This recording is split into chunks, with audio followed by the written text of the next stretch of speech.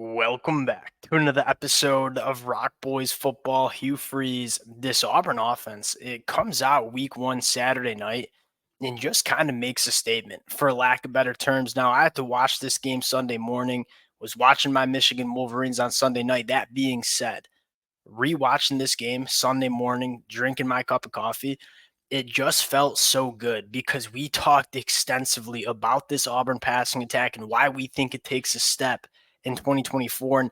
And, for all the reasons that we talked about this passing attack taking steps in the summer, we kind of saw take place on Saturday night. Want to get into a little bit of what we saw, some concepts that we really like heading into 2024. But I think most of all, that vertical passing attack, it's going to be there for Auburn in the 2024 season. You go back to 2023, where I think they struggled the most on offense was just having pretty much no presence pushing the ball down the field. Now, I think partially that had to deal with Payton Thorne being a new quarterback and a new system, not being in for spring practice. But I think a lot more of the equation had to deal with Auburn just not having difference makers on the outside. I went back and said in the summer that I thought that Auburn wide receiver room in 2023, there's a good chance it was the worst in the SEC. You take a look at what it looks like in 2024, there's a good chance this is probably the strongest unit on this Auburn roster, which is kind of telling you something.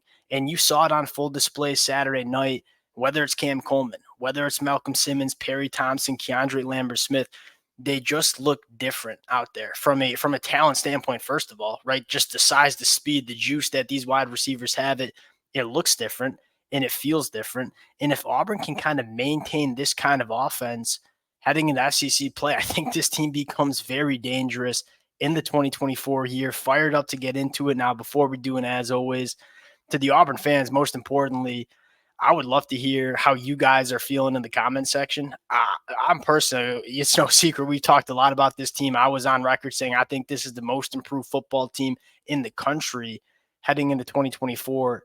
There's nothing better than sitting down Sunday morning with a cup of coffee, rewatching the Auburn game, and just seeing this Auburn offense and Hugh Freeze just absolutely go to work. So I had a blast watching it. Would love to hear how you guys are feeling. Of course, if y'all do enjoy the content, consider subscribing to the channel. Going to dive a little bit deeper into what we saw from this Auburn offense a little bit later on in the week. We're going to preview that Cal game Monday morning. But without further ado, let's get into this one. And I want to start with, again, the vertical passing attack. You talk about just the lack of space Auburn was able to create in 2023. I think a large portion of that had to do with just a lack of vertical threat that they had in this passing attack. You go back to the 2023 season, Payton Thorne completed 28% of his passes 20 plus yards down the field. Now, yes, did Payton Thorne struggle in 2023? Yeah, there's no question about it. But I think the bigger storyline was, who was he going to throw to 20 plus yards down the field? There wasn't really a difference maker in the pass catcher room. And that Auburn offense through the air kind of relied on the tight end Rivaldo Fairweather, who I think is a very good football player. That being said, it kind of tells you something when your passing attack has to go through the tight end. And so what you saw on Saturday night was a laundry list of players that are extremely dynamic and can allow Payton Thorne to push the ball down the field. Now, Payton Thorne was throwing some beautiful passes, 20 plus yards down the field, but Cam Coleman or Keandre Lambert-Smith or Malcom Simmons or Perry Thompson, those kind of wide receivers, when they were asked to work vertically, it just looked a little bit different. And as that game kind of went through, and Alabama A&M had to start respecting what Auburn could do, pushing the ball vertically down the field. What do we see? A lot more space getting created underneath and guys operating after the catch. Really, the key to this offense is just kind of finding that vertical passing attack. Not only is it going to help hit explosive plays like we saw last night, but more importantly, this Auburn offense is going to be able to run the football more. You go back to 2023, teams weren't necessarily scared of what Auburn could do working vertically down the field. They were just walking safeties in the box. It's really hard to run, especially in the SEC, when teams are walking their safeties in the box, playing 7-8 guys in the tackle box. That's what kind of Auburn's offense struggled with. The short intermediate concepts were certainly not there because of these defenses kind of squeezing down on Auburn. You're not going to see that in 2024, but if you do see it, I think Auburn has the personnel and the playmaking ability to punish teams down the field. This was an Auburn offense that last year in terms of yards per pass was outside of the top 100. 16 and a half yards per pass for Payton Thorne on Saturday night. that is night and day different. Payton Thorne looked good throwing the deep ball, but I think more importantly, you just got so many different wide receivers that can really give you that explosive element working vertically down the field. A couple of other notes that I had. One, Malcom Simmons he's going to be a guy. I think there's a good chance. And I know Robert Lewis, I think, was banged up with a hamstring injury. Whether that's Malcom Simmons earning that starting spot or just Robert Lewis trying to get back healthy, Malcom Simmons is he's going to have a real presence in this offense. And quite frankly, he should, because when he has the football in his hands, he looks a little bit different. I think Auburn scripted up the first play to get the football into Malcom Simmons' hands.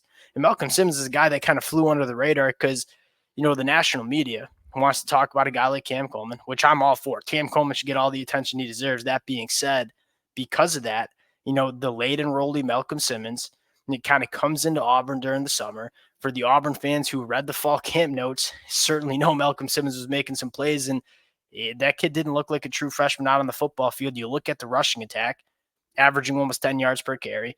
Jarquez Hunter looked very solid in a light workload for Jarquez Hunter week one.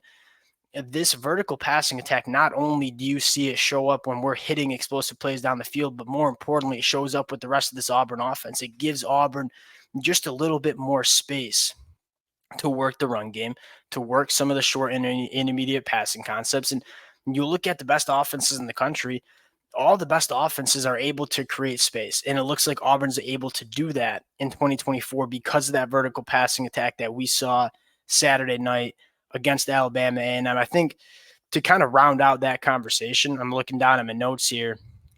I think all the things that we talked about, the reasons we talked about this Auburn team taking strides in 2024, we kind of saw it against Alabama A&M, and I get it. It's Alabama A&M. Auburn should be doing that, but to see it kind of manifest on the football field, I think was just a really good feeling for a lot of Auburn fans. A couple other notes I had: offensive line, again, it's Alabama A&M. We expect to dominate along the lines of scrimmage.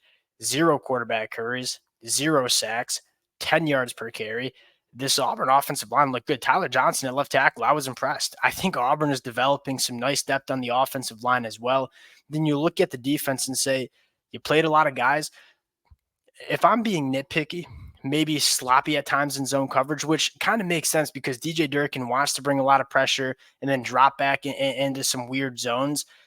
That's a defense that I could see having some growing pains early on. I expect Auburn and DJ Durkin to kind of fix some of those things. You saw some of DJ Durkin's aggressive nature. Auburn did not play a vanilla football game. Like, they went out there and ran their defense, ran their offense, were sending linebackers on the blitz, were pushing the ball down the field. And we kind of said heading in, we want to see that. I think most importantly for the offense, you want to put on film that you are a team that can vertically attack opposing defenses if they do want to put bodies in the box. And so you look at that Cal game week 2, when Cal's digging into some of this film, say, hey, we probably got to leave our 2 safeties high, because if we don't, we are liable to give up a very good play to this Auburn passing attack that Auburn just didn't really threaten you to do in the 2023 season. On the defensive side of the football, outside of the sloppy zones, and I say sloppy, it was pretty solid. I mean, Alabama A&M scored 3 points. I know they missed a couple field goals, but I thought overall is good. This pass rush looks to be legit. I mean, whether it's Kieran Crawford, whether it's Jalen McLeod, whether it's Keldrick Falk, they got a lot of different guys that they can get really creative with in terms of dialing pressure against opposing offenses. We know that DJ Durkin wants to affect the passer, whether it's blitzes, whether it's stunts. There's going to be a strong emphasis on that, and I think you certainly saw that Saturday night. Now, we're going to get into it a little bit more. I do want to pull up just one play quickly that I thought kind of highlights the new Auburn offense, if you will. And that is, we're splitting out wide. One, we get a light box, right? We can run in this box all day long. We got a 6-man box with a tight end in the line. So it's like, this is a Auburn offense. You didn't see these kind of boxes in 2023 because you look at these 2 high safeties, they're coming down by the line of scrimmage because we're not nervous about the wide receivers on the perimeter now. Early in the second quarter, Alabama A&M quickly learned that they have to kind of respect what Auburn can do at the wide receiver position. And what do you get? You have this center of the field for a guy like Rivaldo Fairweather to get active in. Now, this is not a completion. It ends up, this linebacker carrying Rivaldo Fairweather up the seam, hell of a play by the Alabama A&M linebacker. I don't think there's going to be many SEC linebackers that can carry Rivaldo Fairweather like that. But you look at Payton Thorne, throws a really good ball, probably should go for a touchdown. If you ask Rivaldo Fairweather, would you rather come down with that football? Rivaldo Fairweather probably says yes. But the mere fact that there's that much space being created in the middle of the field because of the presence of the wide receivers, that's what gets me most excited about Auburn. Yes, they went out and executed it, but the way the Auburn offense looked, that was my biggest takeaway of that football game. Now we'll call it there. We're going to circle back to this conversation, specifically previewing that game against Cal. Appreciate you guys rocking with the fellas. Again, if y'all do enjoy the content, consider subscribing to the channel. Appreciate you guys, and we'll talk to y'all later. Peace.